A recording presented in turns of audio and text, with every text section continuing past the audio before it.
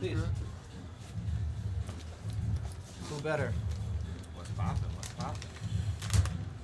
So, when it comes to cultivation, when it comes to your phenos, when you go on a hunt, what do you look for most? Finish it then. We'll talk about it. So this is what I do. You know, it's funny. We've done this before. Yeah. 100%, and we'll do it again. Cannabis Cups podcast. Yeah.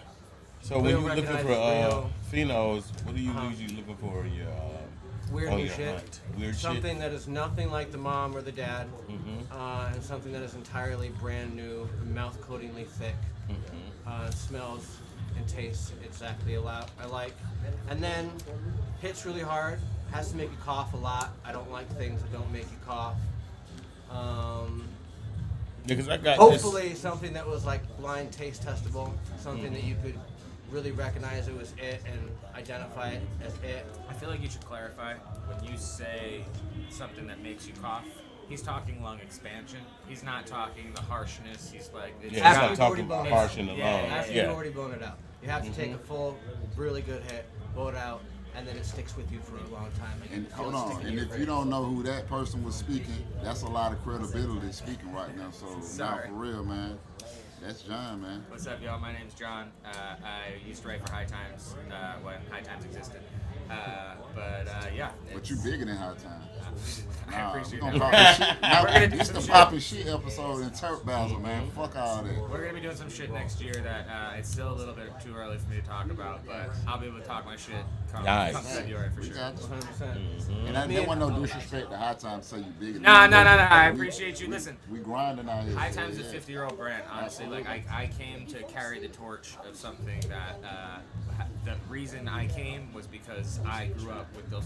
When I was in college, there weren't fucking Playboy centerfolds on my walls. It was a fucking High Times centerfold. Exactly. That's So that basically means we weren't no perverts. Yeah, that's exactly. In today's world, it actually works out. That's something we could brag Exactly. about. You know Well, back then, they didn't think I was so cool. I wasn't a pervert on my wall. I was a pervert in here. There you go. Yeah, back in the day, you had. We had the internet. We also had the internet back then. It's not like we were fucking. Yeah. We needed those centerfolds. and shame, but what made you start wanting to really do cannabis journalism? I feel like I just interrupted your shit. No, this is exactly how I wanted it to go. Okay, all right. Honestly, He came to Atlanta and got interviewed already. okay, all right. I just didn't want. I didn't realize when you texted me. I didn't realize you guys were in the middle of the show. Nah, we were just improv too. I have been a writer my whole life, but cannabis journalism was not something that I thought was possible, right? Like, I grew up on the East Coast, so, like, obviously we're on the East Coast right now, but in New York, like, I sold weed because I needed to afford weed, because I was a poor kid, and otherwise I couldn't smoke weed. I've been there. Talking about we just said something about that. All us come from poor goddamn roots, man. So, weed was always... It was a gateway for me, right? I was working in concerts, I was working in the art world, and like being the guy who always had the fire stash opened a lot of doors for me. I booked talent to play festivals for an eighth of the right weed. You know what I mean? So like people who at the time not as much anymore, but like had name value. You know what I mean? So about a decade ago, I moved out to California. And then all of a sudden my eyes are open to like, yo, this game is not just like they have like stores that sell some weed. This is like, it's an industry, you know? Absolutely.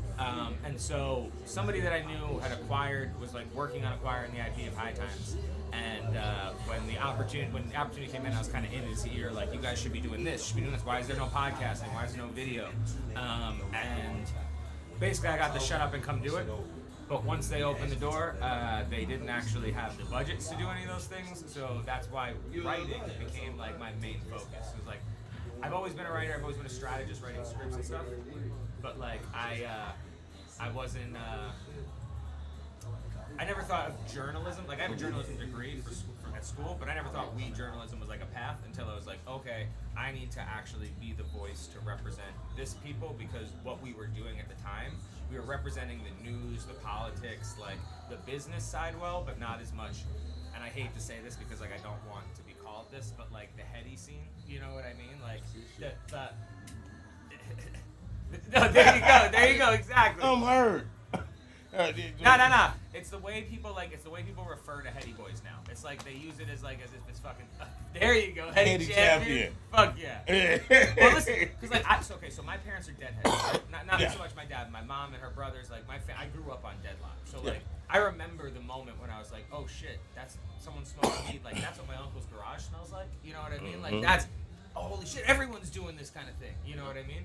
But I've just always been interested in brand and marketing, right? So when the stories came up to kind of help these people position themselves, I think the reason why my work started kind of getting some attention is because a lot of the ways I was positioning people were things that I would say, I don't want to say, oh, I'm so creative or anything like that, but just like ways they hadn't yet positioned themselves. And so like, when you look at a brand like Alien Labs, which like everyone knows Alien Labs is like this cool weed brand, right? Yeah. But when you, and like I grew up loving X-Files and Aliens and all that shit. So like the Alien Labs, I saw them, cool brand, right?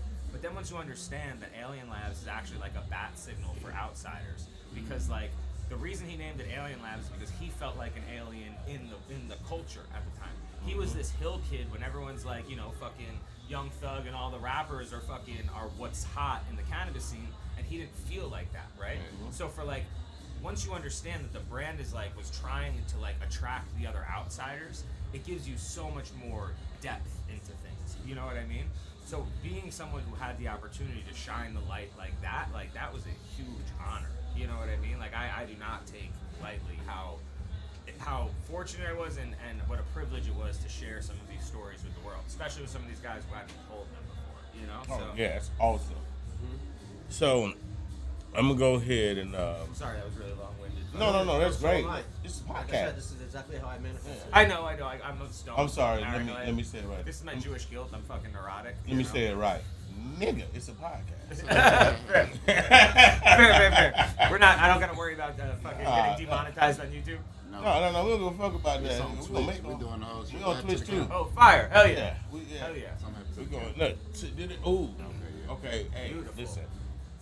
That was on me. Beautiful. I'm gonna edit a cartoon if I say it on there. That shit's gonna be fire. Hey, so when you joined High Times, no, fuck that. How did you feel when High Times became an ad page on Instagram? Listen, here's the thing. The thing that like I feel like most people don't realize is look, the media has always been supported by advertising, right? So always. Like, the way that we consume ads has changed in all of our lifetimes, right? Like you're used to watching a TV show, there's a pause in the programming, you see the ad, whatever. Mm-hmm. If you're reading a newspaper, it's the only pages that are in color, right? Like things like that are details that intuitively tells you someone's trying to sell shit to you. In the world, once the internet moved over, the metrics shifted. You still needed to make the money to create the content, right? Mm-hmm. But the ways in which the advertisers wanted to share the messages, they wanted it to feel more organic, more authentic to what it was. So things like posting on your page and like sponsored content it felt more like native content and not an advertisement, right? So people started spending a ton of money for that. Yeah, I noticed. Once BuzzFeed came out and made clickbait and like fucking listicles the way, the whole game shifted, and all of a sudden, advertising became basically worthless. So if you wanted to make any money, the only way you could do it was partnering with the people like, okay, you're podcast guys, right? Mm-hmm. How many times have you been listening to a podcast and you hear an ad for Audible, or you hear an ad for fucking Casper mattresses, or all Purple the time? Mattresses? Because those are the guys that have the bread and are interested in this type of consumer advertising. Mm-hmm. Most of the world is not. They want very specific, addressable advertising. We saw with display advertising, right? You'd see it all on the sidebars, then it became pop-ups. But our generation, we've been so accustomed to, we grew up with this, that now we just know what to tune out. It's harder to do that on Instagram, so people get like viscerally upset about it. Because it comes up on their feed and they don't realize intuitively this is an ad. They think this is something that's cool, and they kind of get let down. And like, listen, I think this is true for most cannabis brands, but a lot of brands in general. People don't think about consumer behaviors enough and how like the actions that you take make people feel, and that drives purchasing decisions and how much they fuck with you and things like that, right? So to like bring it back to the Alien Lab example I just gave you. if you feel like an outsider and you don't feel like you really have a home in this community or even just in life, and you know this is a brand for other outsiders, you can shift your identity to be part of that community, and like they welcome that, right? It's not lame, it's cool. It's like being part of it's like what fucking Gucci does or Chrome Hearts or any of these brands. You feel like you're part of a club because it represents all these different things. Hey man, that's what right? the smoke gotta do. That's what we done did in the past 4 years. To your point, like that's my thing. I like to make sure we focus more on the consumer and focus more on the data of people who come to our events, watching our shows, shit, saying what's up to us, want to smoke, want some weed. I think that you guys, and I don't know if you intentionally tapped into this, but the reason why everything's shifting to video, why podcasting is so important is twofold, right? Number one, people, especially lonely people who are at home by themselves or working or something like that, they want a friend and they want their opinions reflected back at them, right? So you guys know, we're a personality type. There are a bunch of people who know your personality type and they are coming to you because they want someone else to affirm their beliefs, right? Exactly. But the second and the more like instinctual thing is this is a lean back media form, right? When I write an article, if you want to read it, you have to pay attention to reading it, right? You can throw a podcast on in the background and it's like your friends are hanging out with you and you can just go do about whatever you're doing and then tune in when you hear something that's interesting to you, right? That's what I was saying. That's why All Def Digital and all those podcasts, because these people feel like they're friends with them. RDC, everything. It's also why I try to explain to people why long form is so important. I know everyone thinks, attention spans, they're not going to watch it, but they'll come back if you're having a conversation, you're talking about things they're interested in. They might not watch it all in one shot, but hey, on YouTube or Twitch or whatever, that's better for you. Like, then you get 2 or 3 views out of that one actual view because the person has to come back 2 or 3 times. You know what I mean? So exactly. Like, there's a lot of just this media math that's shifting. It's the same thing with advertising. It's all shifting in real time, and people don't really know how. Like, listen, not to get political, but like maybe a good example is like how Trump has changed politics, right? Like. Yeah. Politics is not what it used to be. I went to college for this. Like, even when Obama got elected, right? And that was like, if you remember that moment, that was like a very divisive moment in our country, right? There were a lot of people who were like, "Oh, black man being president, we don't know if we can handle that." This, that, and the other thing. And there were people who were like really mad about it, right? Absolutely. But we didn't see the level of like visceral hate that we're seeing right now. And I don't think it's about Kamala, or Kamala. Sorry, however you're supposed to say her name. But I don't think it's about Biden. I think it's just that like people are so fed up in this country and content has driven like the immediacy of like Twitter and stuff like that where everyone thinks their opinion matters and should be consumed and shit like that. We're in real time, like this is the fall of Rome. We just don't know it yet. You know what I mean? Hey man, we ain't I've going been Sorry, I'm super finna say, deep. been I'm finna saying say you it. finna go too deep. That's why I'm finna say we I was ain't about gonna to too go deep. nuts. No, I was about to go I already see what y'all All doing. right. We gonna keep What it you on the smoking week. on right Yeah. now? I got one of the Terp Hogs legs. Oh, that's a hash roll? Shout out Yeah, to you. 3 grams premium flour, 1 gram rosin. I think it's some on the end. Can I see the Hit that shit, bro. Come on. Sorry, I wasn't sure if it was personal. I don't know. Oh, no, I've been trying to grab somebody's Here's how you can make us balls. steal in the interview. Joint for a minute. That pineapple anthrax and tell us all what you think. Pass it around. Let's fucking get it. Because this is what I'm I not wanted. stealing the interview. Get in No. here. This is precisely what I wanted. I wanted to have you and maybe Adam Ill come on here and smoke my shit You want me to and call talk Adam? about it live. Yeah, go get Adam. I've been DMing him. We're going I want to to... roll up that New England apple next. Awesome.